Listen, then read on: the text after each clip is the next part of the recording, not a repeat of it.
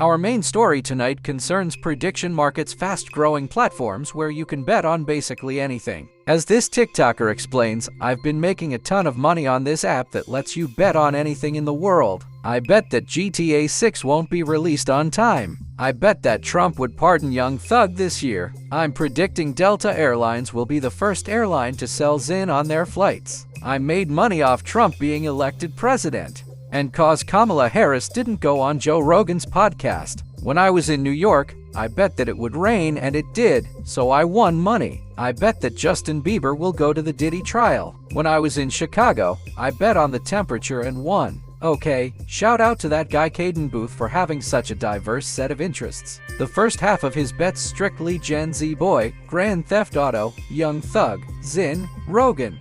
But the back half is 100% suburban mom, potential rain, the temperature, grizzly, celebrity trials. Cade, you contain multitudes. Prediction markets are basically platforms where you can wager on the outcome of future events. The companies decide on the questions to list, and right now you can wager on anything. From will traffic in the Strait of Hormuz return to normal by the end of April to will the US confirm that aliens exist before 2027? These markets have seen exponential growth in recent months, logging billions of dollars in bets every week. You may have heard about them on the news, or seen ads, or stumbled across influencers who are constantly updating their followers on how their various wagers about the Trump administration are going. And I'll warn you, it's a real roller coaster. A lot of people are getting into prediction markets thanks to an aggressive marketing push by Kalshi and Polymarket.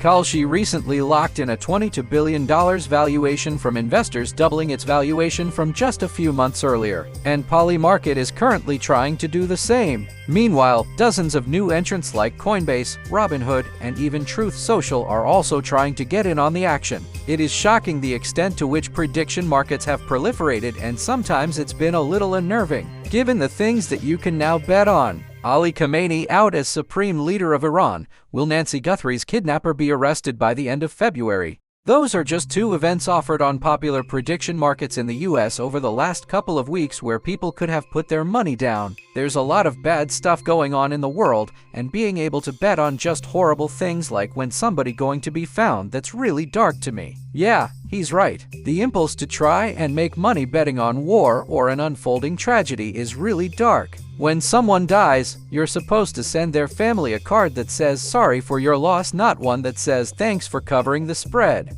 That's just one of many issues associated with these sites. So tonight, let's take a look at prediction markets and try to answer a few questions. Where exactly did these sites come from? What purpose, if any, do they serve? And how on earth is any of this legal? Let's start with the fact that the broad concept of prediction markets on news events is nothing new. In the late 80s, economists at the University of Iowa created the Iowa electronic markets as an experiment, allowing students and faculty to buy and sell predictions about upcoming elections. And interestingly, they began to outperform many leading polls. The theory was that the wisdom of crowds in the form of people putting actual money behind their opinions can produce useful forecasts. And controversial uses of these markets are not new either. After 9/11, the Pentagon actually flirted with creating a market where experts could wager on future events, hoping it could help predict events in the Middle East. But it quickly got shut down once members of Congress found out about it and voiced their disgust. This betting parlor on the internet will include wagers: will Mr. Arafat be assassinated? Will there be missile attacks from North Korea? Will the King of Jordan be overthrown? I think this is unbelievably stupid. He was justifiably upset at the notion of people betting on geopolitical events that would affect millions of lives. Back then, the concept of betting on grim outcomes seemed beyond the pale. But everything started changing a few years ago, when Kalshi and Polymarket launched as startups, opening the door to the free for all that we have now. Initially, Kalshi sought regulatory approval, and in 2020 it was approved as the first regulated exchange. But Polymarket went a different way, launching without approval and seeming to be comfortable working outside the rules. The government actually accused Polymarket of operating an unlicensed exchange. As part of a 2022 settlement, it agreed to pay $1.4 million and block Americans from trading on the platform while admitting no wrongdoing. And it is worth watching Polymarket CEO Shane Copland try to spin that penalty. It was a $1.4 million fine, and we had to geofence trading in the US. And it wasn't you're banned from trading in the US, it's like, until you're licensed. I mean, it was breaking the law. People say breaking the law, it's like, which law? So if anything, it's incompatible with the regulatory matrix that existed. Look, incompatible with the law is clearly ridiculous. But please don't overlook the line, which law, you know? I'm pretty confident there is a specific law you broke, given that you paid a $1.4 million penalty. Regulators weren't just like, shit, he just asked which law. From the start, Polymarket took an extremely libertarian approach, allowing users to use crypto to bet anonymously on things like war. And while it's currently rolling out a new app to US users that does have government approval, it is way more limited and mostly offers trading on sports. The vast majority of its business is still done on Polymarket's international version, which is based offshore in Panama, and on which American users have to mask their location if they want to trade. And while doing that might be a high technological bar to clear for someone like me, using a VPN is something anyone under 25 learns to do before they learn how to write a cursive capital G.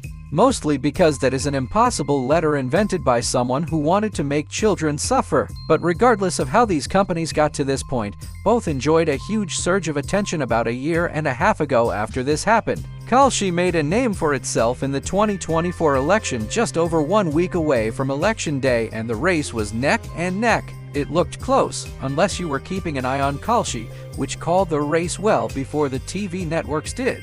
It was like Kalshi, then Fox, then CNN. Kalshi predicted Trump would win, as did Polymarket, whose CEO then tweeted, "Make no mistake, Polymarket single-handedly called the election before anything else. The global truth machine is here, powered by the people." Since then, they've both been scrambling for market dominance. And at this point, you might be thinking, wait, isn't that an ad for a gambling site? But both Kalshi and Polymarket will fiercely argue that that's not what they are at all. They argue that gambling involves playing against the house, while their users are trading against each other, with the companies typically just charging a fee on trades. They'll also insist that they're simply modern versions of commodity futures markets, which have been around for over a century. And crucially, they argue that the bets they sell are financial instruments that enable ordinary people to hedge against future risks, like betting that a hurricane will hit or that the US government will shut down. Here is how Kalshi's CEO frames it: "We had a market about whether student loans are going to be forgiven or not this year, and so a lot of people were hedging using that market. If it wasn't forgiven, they would get paid some amount of money that they could use to pay the student loan, and that's why this is very important." Apparently, they're just trying to help people make wise planning decisions. The kind of responsible financial thinking that you intuitively associate with a company that advertises itself with a shirtless old man being arrested, or an alien pledging Sigma Chi. And look, that might make some sense when you're talking about an economic indicator or a specific event that might impact you personally. But what exactly is the financial loss I'm hedging against if I bet on the next winner of The Masked Singer? It is pretty telling that while political prediction markets get a lot of attention, around 90% of trading volume on Kalshi is on sports. But you can see why these companies are so insistent that they are not gambling sites. Just 39 states, DC, and Puerto Rico have some form of legalized sports betting, with only 32 of those allowing online gambling, leaving some pretty attractive mega states like California and Texas on the table. And by insisting they are financial exchanges offering not bets but event contracts, prediction markets are able to operate in states where gambling isn't legal, but also get around state taxes and minimum age requirements in states where it is. These companies' insistence that they are not gambling platforms is actually one of the two most irritating claims that they tend to make. The other is that they're incredibly important to society because they can help us more accurately predict the future. The head of Polymarket even called it the most accurate thing we have as mankind right now, and has bragged that the predictions it generates can save lives. When I get hit up by people in the Middle East who are saying that, hey, we're looking at Polymarket to decide whether we sleep near the bomb shelter, like, we look at it every day, I'm like, oh, it's really that popular over there. Everyone's relying on this. That's an undeniable value proposition that did not exist before. Hey, quick question: what exact stage of capitalism are we in when the child CEO of an offshore gambling platform refers to betting odds on bombings as an undeniable value proposition? Because it feels like we're in palliative care at this point.